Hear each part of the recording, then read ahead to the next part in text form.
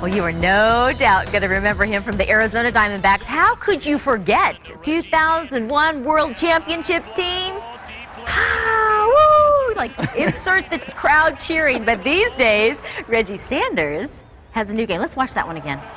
Right up the middle. I remember that. Oh, yeah. Oh, yeah. Well, he is joining us today to talk about a weekend celebrity ball tournament that he's going to be having. He's along with his friend Daniel Openden with SARK. We welcome both of you to the show. Thank you. It's great to see you. It's Thanks. so great to It's see great both to of be you. Here.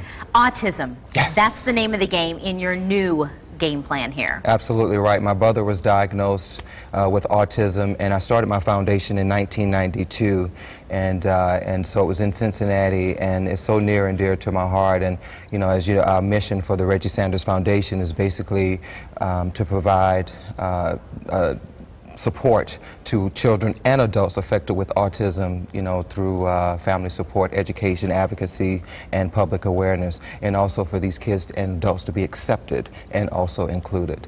Well, and I know when you worked for the Diamondbacks, there was a pretty tight relationship and partnership with the Arizona Diamondbacks. Is that how you met Daniel? Yes, that's exactly how I met Okay. Daniel. And before Daniel talked, the first guy that started was Greg Swindell. Yeah. And so he's going to talk. There's a little room that Greg Swindell was able to donate to them. And secondly was Orlando Hudson. And then here I am. So working with SARK, I mean, that's got to be huge to get, you know, Reggie Sanders to say, knock, knock, knock.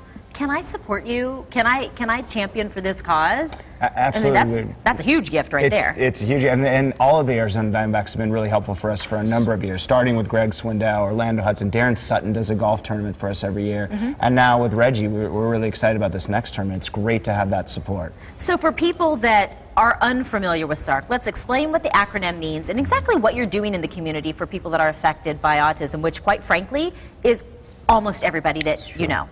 So SARK stands for Southwest Autism Research and Resource Center, and we're a very comprehensive autism center right here in Phoenix that's involved in research in autism, services across the lifespan from birth through adulthood, and then really getting our guys to be working out in the community and comfortable being out in the community as well.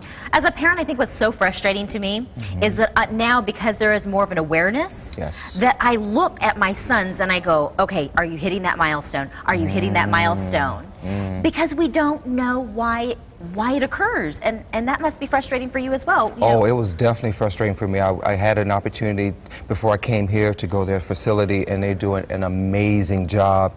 And one of the most important things that I feel was a startup program that they've implemented into their program, and that's basically getting families that have realized that their kid has autism, and then what do you do from there? Where do you go from there? And they're teaching those life skills through their program. That's just amazing. And I wish I had it, you know, when my brother was diagnosed. Well, the scope of symptoms is so broad for autism that you could have somebody that's fully functioning and somebody that, quite frankly, you can't even have much physical contact with without really making them uncomfortable. Isn't that the case? That's the case. And you know, we say a lot of times, if you've ever met one individual with autism, you've met one individual with autism. The individual differences between them all are so big. But that's actually the really fun part of our job, is because we get to work with all sorts of different types of kids. And what we do know is that there's a tremendous amount of hope in autism. We provide good treatment, kids get better. Are we starting to see more and more kids make those dramatic turnarounds? And if we are, why? What do you attribute that to? You don't want to take that one? No.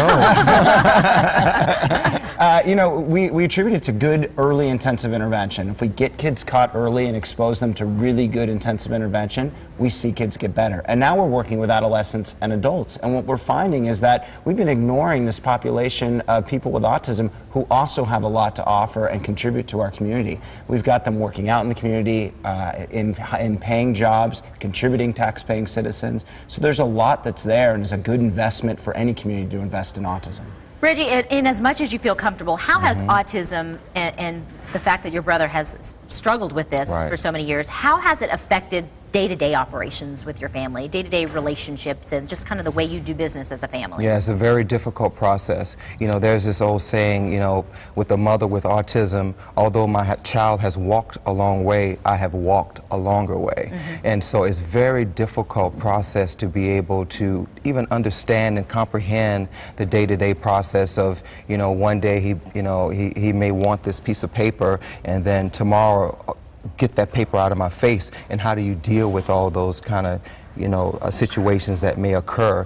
And so it's a really fine line to really educate the parents as well as the child itself. Well, I think the fact that you're open about your life story makes you hugely relatable to so many families, not only in our own community, but across the country. Because I think there's probably a period of time, even though you know that it's almost epidemic, that you probably go through a period where you feel a little bit isolated, like, why is my child like this and the next door neighbor's isn't? So it must be relatable for people to see, you know, a big figure like this. I think so. I think, to write to your saying, I think, you know, for a lot of parents to get that diagnosis early on, it's almost shattering of their hopes and dreams. And when we get figures like Reggie and the Diamondbacks to support us and invest money in our cause, we give those hopes and dreams right back to the families. I'll give you the last word, just to let people know not only about autism, but we'll also bring up the information about the tournament to raise more awareness and money for it. We are so excited about this. We're having a fundraiser tomorrow, and it starts at 9 o'clock and it ends at 1.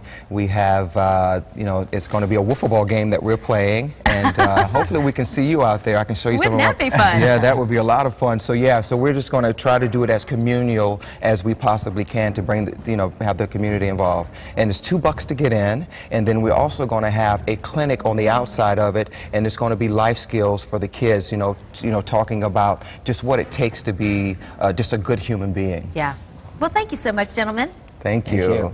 What a pleasure. I want to make sure that everybody goes away knowing exactly how you can go be part of this and really support not only Reggie's cause, but a community cause, and that is Sark. So the tournament is happening again tomorrow at the Salt River Fields, which is the Diamondbacks and the Rockies' new spring training stadium. I'm not sure if you guys knew that, but the address is 7555 North Pima Road, and the event benefits Sark and the Major League Baseball Players Alumni.